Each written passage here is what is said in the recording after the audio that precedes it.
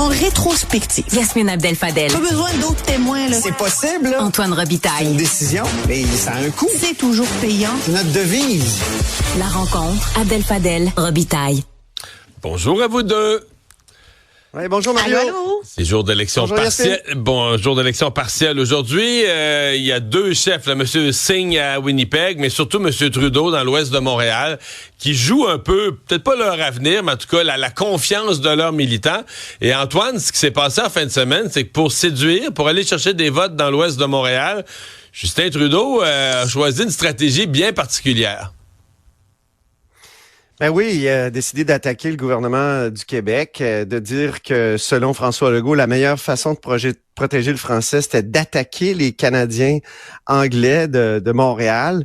Alors, on voit qu'il voulait le tabler sur la grogne des Canadiens anglais de Montréal, des anglophones qui estiment que le gouvernement Legault fait tout pour leur nuire, notamment dans les universités anglophones, mais aussi un peu partout à Montréal. Donc, et surtout dans le domaine de la santé, là, parce qu'il y a eu toute une controverse récemment autour d'une directive liée à l'application de la nouvelle loi 101, là, la loi 96. Donc, c'est quand même surprenant de la part de M. Trudeau, là. C'est-à-dire, je trouve que le gouvernement du Québec a beaucoup réagi, là, puis je pense qu'ils ont raison parce qu'il y a des faussetés là-dedans. Là. Est-ce qu'on veut vraiment empêcher les soins en anglais à Montréal? Est-ce que c'est juste possible? Et donc lui, il va à CJD puis il répand finalement cette fausseté-là en donnant l'impression que lui, il est intervenu pour faire changer la directive auprès du gouvernement du Québec. En tout cas, je trouve qu'il est un peu désespéré de faire cette sortie-là. Il est un peu désespéré. Ça prouve qu'il est désespéré qu'il ait fait cette sortie-là en fin de semaine. Donc, ça prouve que vraiment, ça va très mal pour lui. On n'est pas habitué, on est surpris parce qu'on n'est pas habitué de voir Justin Trudeau s'attaquer à François Legault. Mais, tu sais, François Legault a déjà appelé à ce que les Québécois ne votent pas pour les libéraux de Justin Trudeau, lui disant qu'il est centralisateur.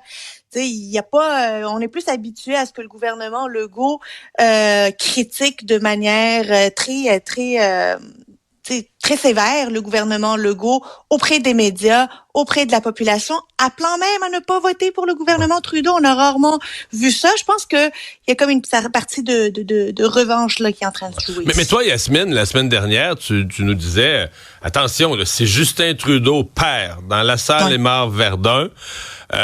C'est les colonnes du temple là, qui sont effritées. Là. Moi, je suis persuadée, avec toutes les discussions que j'ai eues avec plusieurs députés, là, que si Justin Trudeau perd ce soir la salle, il va être... on va lui montrer la porte. On va lui faire sentir qu'il est plus le bienvenu. On va dire, ben écoute, si t'es même plus capable de gagner les châteaux forts libéraux, là, ça sert à quoi de t'avoir comme chef lors de la prochaine élection parce qu'on va tout y passer. Et Marc-André Leclerc aime dire que les députés sont des petits êtres nerveux. Ben, il y a rien de plus, il y a rien qui allume la nervosité des députés comme l'échec dans un château fort. Je te relance, Yasmine. Peuvent-ils faire ça alors que Pierre Poilievre va peut-être dans 2, 3, 4, 5 jours, 10 jours faire une tentative de renverser le gouvernement, provoquer des élections? Est-ce que tu peux montrer la porte à ton chef quand tu es peut-être à quelques jours d'une élection? Ben, ils savent que la motion que le chef conservateur a déposée va porter sur la taxe sur le carbone. Le Bloc va sauver les libéraux, rien que là-dessus. Là, le Bloc va le sauver. Donc, les tentatives, les possibilités, les risques sont pas mal diminués. Mais plus ils retardent le fait de y montrer la porte, plus ils se mettent à risque. Là. Fait qu'ils se disent, ben, on est mieux d'y aller maintenant, de mettre quelqu'un à sa place plutôt que de courir le risque de perdre partout à travers le pays. Mais moi, ce qui me fâche, c'est sur le fond des choses. Tu sais. C'est vraiment une fausseté de dire que la loi 96 bannit l'anglais dans les soins. Il y a même une disposition dans la loi 96 qui garantit les soins en anglais aux anglophones de Montréal. Moi, c'est ça qui me fâche, c'est que des gens comme Trudeau, les libéraux vont reprocher à Pierre Poilievre de répandre des mensonges, de dire n'importe quoi, mais ils font la même affaire pour ce qui est quand ils veulent sauver leur peau. Tu sais. Et c'est ça là, que Justin Trudeau, comme Yasmine le dit, il est désespéré, là, il joue carrément son poste, mais il y a des limites, tu sais, à la rhétorique politique, là, puis je trouve que ces limites-là mais l'histoire que Justin Trudeau a véhiculé la CGAD, que le gouvernement du Québec, la loi 101, priverait des gens de soins en français, en anglais, qu'on pourrait plus se faire soigner au Jewish en anglais, ça a été dit, là. Je veux dire, la CGAD, dans deux gazettes, dans les milieux anglophones, on a véhiculé cette affaire-là. Bon, peut-être à partir d'une interprétation de la loi 96 que le gouvernement du Québec dit fausse. Mais une exagération totale. Et entre toi puis moi, Mario, peux-tu imaginer qu'à Montréal, on puisse pas se faire servir en anglais comme, je veux dire, à Saint-Boniface, les francophones ne réussissent pas à avoir des services en français, là? Non, il y a aucune commune mesure. C'est ça qui est dommage, que Trudeau, pour sauver sa peau, il est prêt à dire absolument n'importe quoi, puis des choses graves, là, tu sais. Je reste, comme si t'arrivais à l'hôpital, puis il fallait que tu démontres que t'es un anglophone historique. Voyons donc, qui c'est qui peut croire ça, là, à part des crinqués anti-loi 101? Yasmine, je te pose la question pour Jack Metzing, parce que ce comté dans Winnipeg-Est là est très, très, très néo-démocrate depuis longtemps. Si lui, il perd Jack Metzing, là, est-ce que lui aussi pourrait être dans des montagnes russes dans son propre parti? Ah, évidemment. Lui aussi, il joue beaucoup, il joue gros pour Winnipeg. La question ici, c'est de savoir, est-ce qu'il y a un numéro 2 là qui émerge chez les néo-démocrates? Là? On sent pas qu'il y a un dauphin là ou quelqu'un qui se met en réserve de la République ou en réserve de la monarchie pour dire je suis prêt à reprendre le flambeau. C'est moins vrai au NPD que chez les libéraux fédéraux. Ça fait en sorte que leur best bet, là, ça reste Jack Metzing avec toutes les catastrophes qu'il a pu faire au courant des dernières années. Donc oui, il va ébranler son leader, mais je pense qu'il va moins l'ébranler que Justin Trudeau s'il perd la salle. Jean-François Roberge lance aujourd'hui, Antoine, une grande campagne de publicité sur la promotion du français, mais en fait, on veut pousser les francophones à exiger le français dans les services. Ouais. On dit qu'il y aura de la publicité partout, même sur les bandes du Centre Bell. Qu'est-ce que t'en penses?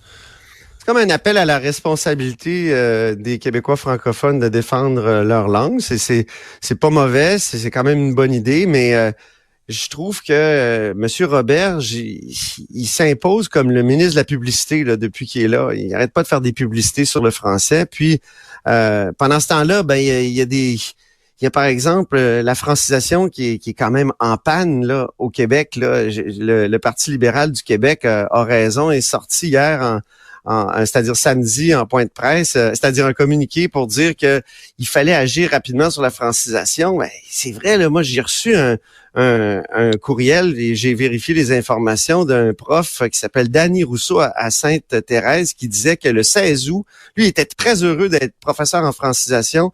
Le 16 août, il a reçu un téléphone de sa directrice qui retenait ses larmes pour lui annoncer que son poste était supprimé. Alors, il y a eu une coupe de 90% des classes de francisation dans son secteur. C'est confirmé là et donc tu coupes en francisation mais tu fais des pubs. Moi je comprends pas ça, ça me rentre pas dans la tête et là on va investir 2,5 millions. Est-ce qu'on n'aurait pas pu mettre ça dans c'est bien beau de faire de la communication, puis je trouve que le ministre Roberge, c'est surtout ça qui ressort là de son passage jusqu'à maintenant à la langue française. Puis tu sais, dire aux gens qu'il faut juste dire bonjour, pas bonjour aïe, ben beau, mais il y a bien du monde qui va se braquer contre ça. Là. Ils vont se dire au contraire, on va le dire, ça va devenir une fierté de dire bonjour aïe. Donc, je suis pas sûr, moi, de l'effet de la publicité. Je pense qu'il faudrait avoir des mesures plus structurantes que de la communication. Yasmine, ça aura pris quelques jours à Québec solidaire à réagir aux propos de Mme El-Gawabi, mais ils l'ont fait en fin de semaine. Enfin, diront certains. On sait qu'ils sont toujours mal à l'aise avec cette question-là.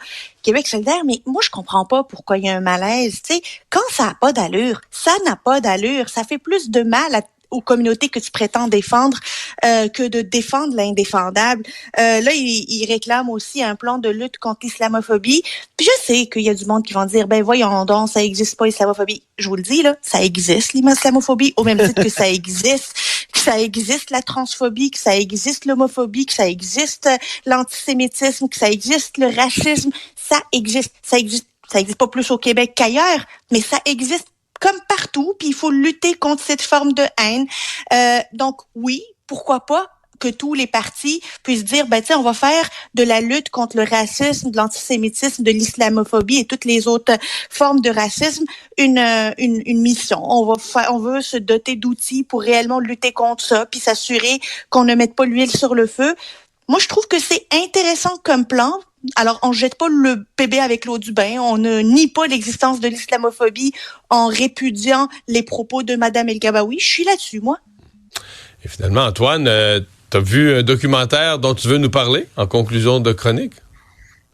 Oui, en grande première ici à Québec, au Diamant de Québec, c'est le dernier documentaire politique de Félix Rose, La bataille de Saint-Léonard, qui nous rappelle à quel point, justement, les tensions linguistiques actuelles, ça n'a rien de nouveau. Et c'est autour de la querelle entre les Italo-Québécois et les militants pour le français autour de la fin des années 60. Là, il y a deux familles qui sont mises en relief, qui sont affrontées. Les Baronnets, qui étaient les fondateurs de Saint-Léonard, et les Lemieux. Donc, Raymond Lemieux, un grand défenseur de la langue française, qui avait été élevé en anglais paradoxalement et qui est complètement oublié, mais c'est lui qui a formulé finalement une partie des principes qui ont mené à la loi 101. Donc, un excellent documentaire très, très humain autour de ces personnages-là. Puis moi, j'ai travaillé avec Félix Rose. Félix, là, c'est un génie des archives. C'est incroyable ce qu'il a réussi à trouver comme archives. Et on se rend compte à quel point c'était tendu. Là. Il y a eu des rixes importantes. On se battait à coups de bâton à Saint-Léonard. Mais heureusement, et donc ça s'est terminé par d'abord par la loi 101. Mais avant ça, on a découvert les problèmes des positions de l'Union nationale vieillissante et déclinante par Jean-Jacques. Parce que les Italiens notamment, on leur fermait les portes de l'école française. Là. On s'est choqué à un moment donné. Ils voulaient qu'on enseigne. Eux autres, ils voulaient des écoles bilingues, puis ils voulaient la liberté de choix totale. Ouais. Et justement, non, mais je veux dire, précédemment, là, on les avait anglicisés par erreur. C'est-à-dire qu'on se disait, on les voulait pas dans les écoles françaises, c'est qu'on les poussait vers les écoles anglophones. C'est exactement le contraire de ce que la loi 101 a fait. Par la suite, merci à vous deux. À demain. Bye bye.